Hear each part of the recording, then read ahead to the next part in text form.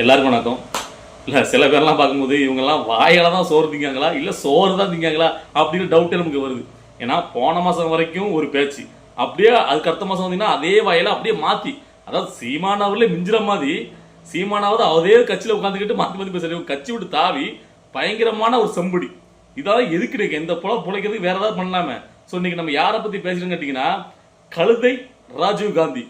எல்லாம் தப்பான கூட என்னடா இவ்வளவுக்குள்ள ஒருத்தர் வன்மம், அதாவது யார் யார் என்னென்ன மொழியில பேசுறாங்களோ அந்தந்த மொழியில நம்ம திருப்பி கொடுக்க முடியும்.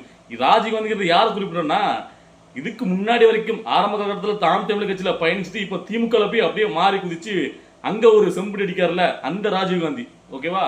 அந்த ராஜீவ் காந்தி ஏன் நம்ம இவ்வளவுக்குள்ள பேசணும் கேட்டீங்கன்னா, இன்னைக்கு ஒரு மேடையில அவர் பேசுற ஒரு வீடியோ வந்து பார்த்தேன். அதாவது கேட்டீங்கன்னா அதுல புதுசா கட்சி ஆரம்பிச்சு வர்றவங்களாம் மன்னராட்சின்னு சொல்றாங்க. அதுல வந்து நடிகர் விஜய் அவர்களும் புதுசா கட்சி ஆரம்பிச்சிட்டு இருக்காரு, இவங்களும் மன்னராட்சிங்கிறாங்க. அதுக்கு நான் ஒரு கதையை வந்து எடுத்துக்கிட்டா சொல்றேன் அப்படின்ட்டு ஒரு மரியாதைக்கு நடிகர் அவர் விஜய் கட்சி ஆரம்பிக்கிற போது மன்னராட்சி என்று சொன்னார். ஒரு ஒரு ஒரு கதையை உங்களுக்கு ஞாபகப்படுத்த விரும்புறேன். ஒரு பெரிய காடு, அடர்ந்த காடு, பச்சை தோல்பொருத்தி மாதிரி அங்கங்கே பசுமையான புல்கள். அப்போ ஒரு கழுதை, நல்ல புல்ல மிஞ்சிக்கிற கழுதை, புல்ல பார்த்தா சந்தேகம் வந்துருச்சு. புல்லு என்னடா சிவப்பு கலரா இருக்குன்னு இந்த பஞ்சாயத்தை கொண்டு போய் பக்கத்துல கொஞ்சம் புலிகிட்ட போய் அந்த கழுதை, புலியார் என் கண்ணுக்கு புல்லெல்லாம் சிவப்பா தெரியுது அப்படி சொல்லிருக்கு. அந்த புலிக்கு இதே முட்டாள் கழுதை, அது சிவப்புல பச்சை அயான் இருக்கு, இல்ல என் கண்ணுக்கு சிவப்பா இருக்கு. இந்த புலியோட சண்டை போட்டு பாக்குது, கழுதை நம்புற மாதிரி தெரியல, இல்ல அது வந்து சிவப்பா இருக்குன்னு. உடனே புலி இந்த பஞ்சாயத்தை கொண்டு போய் காட்டுக்கு ராஜாவான சிங்கத்திட்ட சொல்லுவோமான்னு. சரி, நான் போய் பஞ்சாயத்து சொல்ல போறேன்னு காட்டுக்கு ராஜாவான சிங்கத்தை கூட்டிட்டு போய் இந்த மாதிரி புலி சொல்லுது, ஐயா சிங்கராஜா இந்த கழுதை, முட்டாள் கழுதை, புல்ல சிவப்புன்னு சொல்லுது, ஆனா புல்லு பாருங்க பச்சையாரான் இருக்குன்னு அவர்கிட்ட படியை கட்டி பஞ்சாயத்து பேசுறாங்க. அப்ப காட்டுக்கு ராஜா சிங்கம் சொல்லுது, நான் விசாரிச்சு பார்த்ததுல, தீர விசாரிச்சதுல கழுதை சொன்னது மாதிரி இந்த புல்லு நிறம் சிவப்பாதான் இருக்கு, பச்சா இல்லைன்னு சொல்லிடுது. புலிக்கு ஒண்ணுமே புரியல. என்னையா ராஜாவுக்கு பைத்தியம் பிடிச்சிட்ட சிங்கராஜாவுக்கு சொல்றாரு. என்னையான்னு சொன்னோன்னே அதோட ஒரு தண்டனை கொடுத்து, புலிக்கு இனிமே யாரோடையும் பேசக்கூடாது, நீ ஒரு 1000 ரூபாய் தண்டம் கட்டுன்னு தண்டம் கட்ட சொல்றாரு. இந்த புலிக்கு ஆற்றாம தாங்க முடியாம, இயலாம தாங்க முடியாம தனியா போய் சிங்கராஜாட்ட, ஐயா உண்மையிலேயே நீ நீதிமானா இருக்கீங்களா, நீங்க சொல்லுங்க என்னன்னு கேட்டிருக்கு. புலி இந்த புல்லு வந்து பச்சையா தானே இருக்குன்னு. அப்ப சிங்கராஜா சொல்லிருக்காங்க, என் முட்டாள் புலியே, புல்லு பச்சைங்கிறது உலகத்துக்கே தெரியும். அந்த முட்டா கழுதை தான் அவனை சொல்லுதுன்னா அதை ஒரு பஞ்சாயத்தா நீங்க கொண்டு வந்திருக்க, அதை ஒரு பஞ்சாயத்தா என்கிட்ட கொண்டு வர்ற. அந்த கழுதைக்கு கூட நீ கன்வின்ஸ் பண்ண முடியலையே, நீ என்னடா புலின்னு சொல்லி அதுக்கு தான் உனக்கு பயணம் போட்டிருக்கேன்னு சொல்லுது. அது மாதிரி பல முட்டாள்கள் மன்னராட்சி உலக போது கருப்பு சிவப்பு தீரத்தோடு தியாகத்தோடு இது எங்கள் இனத்தின் கொள்கை, எங்கள் சமத்தின் கொள்கை என்று எண்ணிலடங்காத தீரர்களால் ரத்தத்தால் கட்டி எழுப்பிய திராவிட முன்னேற்ற கழகத்தின் தொண்டனுக்கு தெரியும் அந்த புள்ளி நிறம் சிவப்பா அது பச்சையா என்று. அதனால்தான் எங்கள் தலைவர் சொன்னால், நீங்கள் போய் கழுதைகளோடு சண்டை போடாதீர்கள், தீரமிக்க இங்கு எதிரிகளோடு ஸ்தாங்கதிகளோடு சண்டையிடுங்கள், மக்கள் இடத்தில் போங்கள் என்று. அதாவது அவங்களுடைய தலைவர் அவரை உயர்த்தி தளபதி விஜய் வந்து பாத்தீங்கன்னா ரொம்ப தாழ்த்தி தாழ்ந்து பேசிருக்கிற அந்த ராஜீவ் காந்திக்கு பதிலடி கொடுக்கதான் நாம இந்த வீடியோ பேசணும்னு நினைக்கிறேன். அதாவது என்ன கதை உங்களுக்கு புரிஞ்சுல? இந்த கதையெல்லாம் பேசுறதுக்கு இந்த ராஜீவ் காந்திக்கு முதல்ல தகுதி இருக்கான்னு பார்க்கணும்ல. இந்த ராஜீவ் காந்தி தான் முதல்ல நான் தமிழ் கட்சியில் இருக்கும்போது கருணாநிதி மகன் ஸ்டாலின் இருக்கிறனாலே அது தகுதி வந்துருமா? எப்போல கேட்குறாங்க, ஸ்டாலின் மகன் என்பதற்காகவே உதயநிதிக்கு தகுதி இல்லாமல் போய்விடுமா? கருணாநிதி மகள் என்பதற்காக கனிமொழி தகுதி இல்லாமல் போய்விடுமா? அதெல்லாம் திருப்பி கருணாநிதி மகளுக்கும் கருணாநிதி பேரனுக்கும் போய் தகுதி வந்துச்சு. ஏன் அந்த தகுதி மற்ற யாருக்குமே வரலையா? முரசொலி மாறன் இறந்த போது இதே சென்னைக்குள்ள சிட்டிபாவுடைய அருமை மகன் வேட்பாளராக கேட்டாரு. அரங்கநாதன் விரும்பாக்க அரங்கநாதன் மகன் இந்திய எதிர்ப்பு போராட்டத்தில் இந்திக்கு தமிழ்நாட்டில் ஆதிக்கமாக நீங்க எல்லோரும் வாருங்கள் நாட்டினர் போராடி செத்து போன அரங்கநாதன் மகன் வேட்பாளராக கேட்டாரு. அப்போ கலைஞர் கருணாநிதி தன் பேரன் தன்னுடைய மருமகனுடைய மகன் தயாநிதி மாறன் கொடுத்தாரு. இது வந்து குடும்பத்தை சமாதானப்படுத்துகிற முயற்சி தான் ஒழிய தயாநிதி மாறன் மகன் என்பதற்காக நீங்க பார்க்கணுமா? அப்படி ஜனநாயகத்தில் பார்க்க முடியாது நம்புறோம்.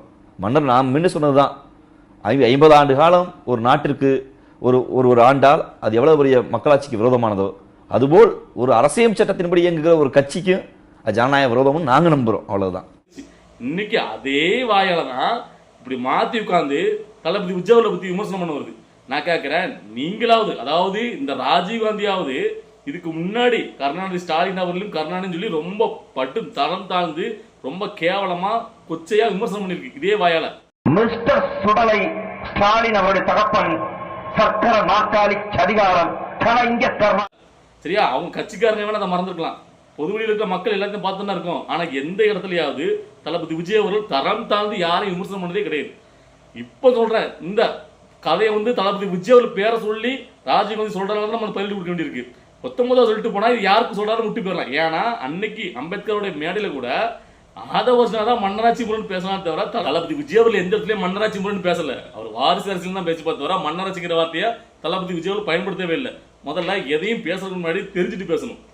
தனக்கு தான் எல்லா அறிவு இருக்கு, தாம தான் புத்திசாலி மாதிரி.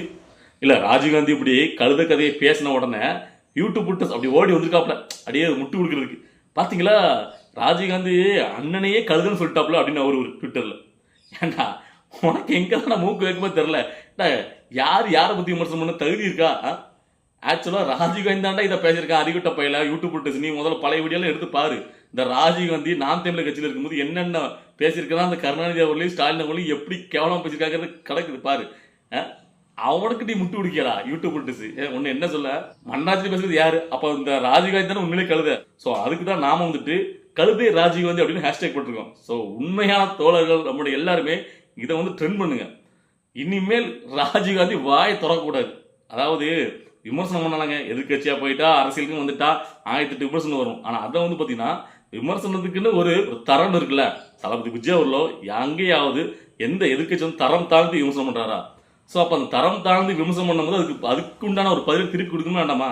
அதுக்கப்புறமா இன்னொருத்தர் பழைய செம்பு, இதுதான் ஓகே, புது செம்பு, இது புது செம்படி. அதாவது நாம் தமிழ் கட்சியில இங்க போனா செம்படின்னு வச்சுக்கோங்க.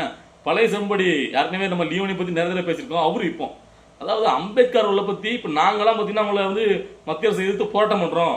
ஆனா விஜய் பாத்தீங்கன்னா ட்விட்டர்ல மட்டும் அறிக்கை அவர்கள தைரியம் தெம்பு கிடையாது போராட்டம் பண்றதுக்கு. அடேங்கப்பா, நீங்க போராட்டம் பண்ணி அப்படியே அறுத்து தள்ளிட்டீங்களாக்கும். நான் கேட்கிறேன், அம்பேத்கர் அவர்களை ஒரு அரசியலா நீங்க பயன்படுத்திட்டு இருக்கீங்க, அதுதான் உண்மை. உண்மையிலே கொள்கை தலைவரை தளபதி விஜய் வச்சிருக்காரு. அவர் அதை அரசியலுக்கு பயன்படுத்தல. அரசியல் கட்சி ஆரம்பிக்கும் போது கொள்கை தலைவரை மட்டும் தான் பயன்படுத்துறாங்க. நீங்களாம் அமித்ஷா அவர்கள் அம்பேத்கர் அவர்களை பத்தி பேசுனது தவறுதான், கண்டிக்க வேண்டியதான், அல்லது மாற்றுக்கிறது கிடையாது.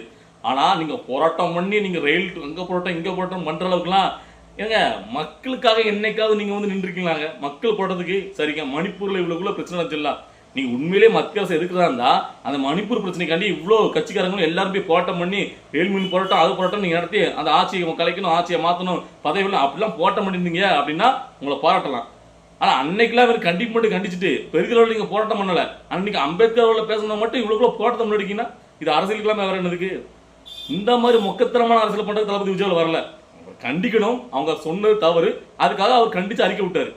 இது மக்களுக்கான பிரச்சனை கிடையாங்க. ஒரு தலைவரை பத்தி அவர் வந்து ஒரு விமர்சனத்தை மாத்தி பேசிட்டாரு, அது தவறு தான், அதுக்கும் சுட்டி காட்டியாச்சு, கண்டிச்சாச்சு, அதோட முடிஞ்சு போச்சு. மக்கள் பிரச்சனை நிற்கலாம், நீங்க நிக்க மாட்டீங்க. ஏன்னு கேட்டீங்கன்னா அப்படி நீங்க வந்து பாத்தீங்கன்னா மத்திய அரசு மணிப்பூர் பிரச்சனை எடுத்து நீங்க வந்து பாத்தீங்கன்னா போராட்டம் பண்ணி அவங்க எதிராக நீங்க பேசி நீங்க பதவி விலகணும், ஆட்சி கலக்கணும் அப்படி பேசுனீங்கன்னா அவங்க திருப்பி உங்களுக்கு கேட்பாங்கல்ல, தமிழ்நாட்டுல வேங்க வேலை உள்ள பிரச்சனை இருக்கு, சட்டம் ஒழுங்கு சீர்கழிஞ்சு இருக்கு, டெய்லி ஒரு பிரச்சனை இருக்கு, இதுக்கெல்லாம் பொறுப்பேற்று நீங்க வந்து பதவி விலகு அப்படி திருப்பி கேட்டுருவாங்கல்ல.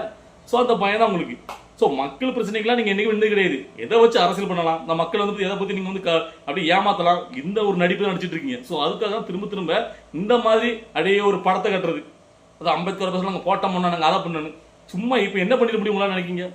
அவ்வளவுதான். 2 நாள் நீங்க வந்து கருப்பு கொடையை படிச்சுட்டு நிற்பீங்க, அடுத்த நேரம் பார்த்தீங்கன்னா மத்திய அரசு கூட ஜாயின் அடிப்பீங்க. உங்களுக்கு தேவைப்பட்டா மத்திய அரசு, தேவைப்படலாம் ஒன்றிய அரசு, இதே மாத்தி பேசுவீங்களா? உங்களை பத்தி உங்களுக்கு தெரியாதாக்கும்.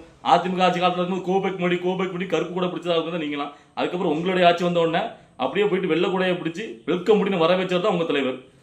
ஸோ இதெல்லாம் ஒரு வாயின்னு எவ்வளோ மேடைகள்ல எத்தனையோ தடவை அம்பேத்கர் அவர்களை பத்தி பயங்கரமா பேசிருப்பீங்க. என்னைக்காவது டெல்லி வரைக்கும் அந்த பேச்சு போயிருக்குமா? இல்ல டெல்லியில் உள்ள அம்சம் தான் அம்பேத்கர் பேசுறத இப்ப ஃபேஷன் ஆயிடுச்சு என்னைக்கா சொல்லியிருப்பாரா? தளபதி விஜய் அவர்கள் அன்னைக்கு அம்பேத்கர் மேடையில ஒரு 15 நிமிஷம் தான் பேசியிருப்பாரு. அதுல ஒரு 5 நிமிஷம் அம்பேத்கரை பத்தி பேசினா வச்சிருக்க. அப்ப அது எந்த அளவுக்கு ட்ரெண்டா இருக்கு பாருங்க. அதுக்கப்புறம் தானே அவர் சொல்றாரு அம்பேத்கர் பேசுறது இப்ப ஃபேஷனா இருக்குன்ட்டு. அதுதான் தளபதி விஜய் அவர்கள் முதல்ல புரிஞ்சுக்கணும். சரி, இதை பார்த்துட்டு தோழர்கள் உங்களுடைய கருத்துக்களை கமெண்ட்ல பதிவு பண்ணுங்க, உடனே ட்ரெண்ட் பண்ணுங்க. இனிமேல் ராஜீவ்காந்தி தளபதி விஜயை பத்தி தரம் தாழ்ந்து எதுவும் பேசக்கூடாது, அந்த அளவுக்கு இந்த பதிலடி இருக்கணும். ஸோ இதை பார்த்துட்டு இருக்க தோழர்கள் நான் சொல்றது சரியா தவறா உங்களுக்கு என்ன தோணுது அப்படிங்கிறத கமெண்ட்ல பதிவு பண்ணுங்க. பாய்.